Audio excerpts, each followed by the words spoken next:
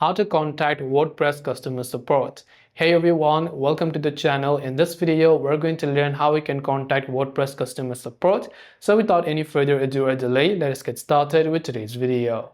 If you want to contact WordPress customer service because maybe you're having some type of issues with their service, you can try to contact a customer agent.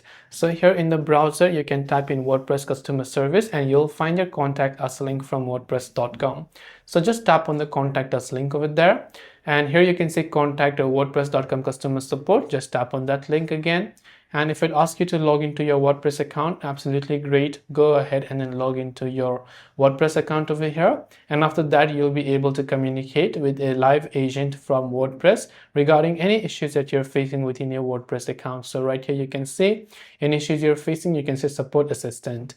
So this way you can go ahead and then contact WordPress customer service. Hope this video helped you out. Thanks for watching and see you soon in the next video.